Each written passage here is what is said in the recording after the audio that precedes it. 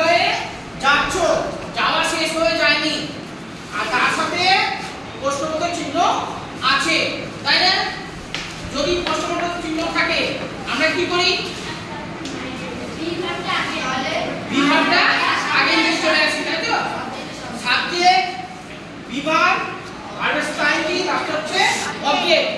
আমরা বিভাগটাকে শুধুমাত্র সাবজেক্টের আগে নিয়ে গেলে আমাদের প্রশ্নবোধক চিহ্ন হয়ে যাবে, তাই তো?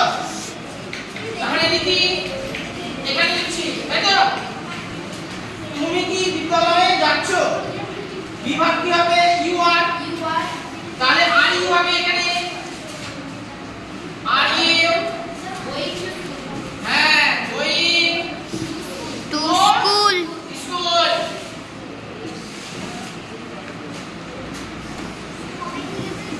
স্কুল।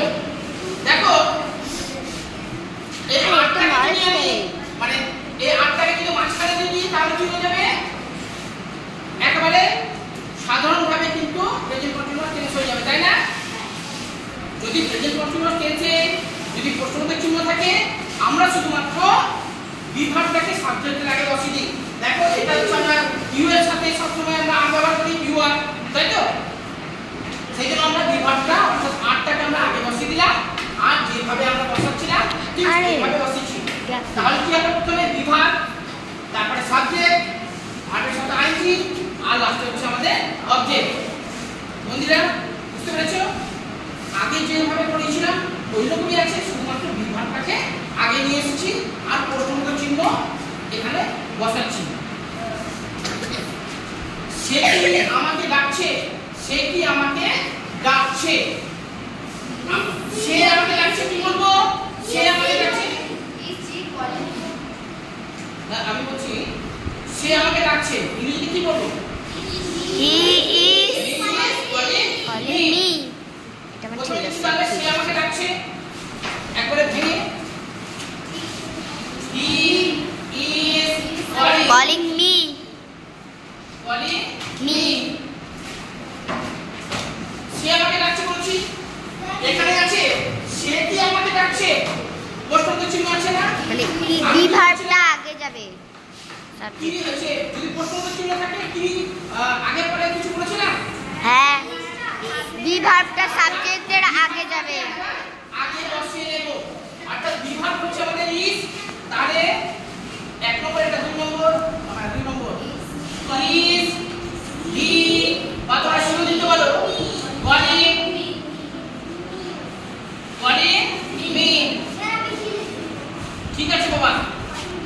দেখো বিভাগটাকে আগে করে নিয়েছি, সাবজেক্টের আগে বসিয়েছি, আর কোনো পরিবর্তন করেছি না, কোনো পরিবর্তন আমরা করিনি। বোঝা গেল? তাহলে এটা বুঝে ফেলবো আর থাকবে, থাকুক এটা। এবার তিন নম্বর, তিন নম্বরে কি আছে? আমি কি বই পড়ছি? কি নাই মানে আমি বই পড়ছি, ইংরেজিতে কি বলবো? I am reading book. I am reading book. তাহলে আমি কি বই পড়ছি? Am I reading book. হ্যাঁ, am I reading book. I reading book. Reading book. প্রশ্নবোধক চিহ্ন বসিয়ে দিলাম। এখানে দেখো বিভাগ আগে বসবে, বসিয়েছি, তারপর সাবজেক্ট বসিয়েছি, ভার্বের সাথে আইএনজি বসিয়েছি, আর লাস্টে হচ্ছে আমাদের অবজেক্ট প্রশ্নবোধক চিহ্নের ক্ষেত্রে। বোঝা গেল? এবার হচ্ছে 4 নম্বর, তারা কি ভাত খাচ্ছে? তারা ভাত খাচ্ছে। They are eating rice. They are eating rice. তাহলে তারা কি ভাত খাচ্ছে কি বলবো? আর দে ইটিং রাইস। হ্যাঁ, আর eating rice. Eating rice. Rice.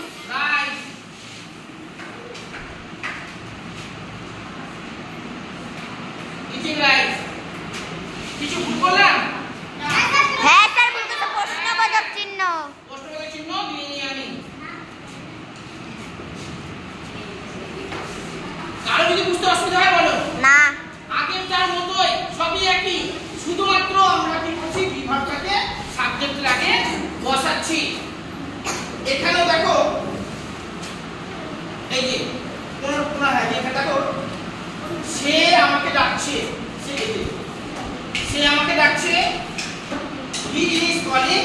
Me, সে কি আমাকে ডাকছে? আমি কি করলাম? Is he calling me?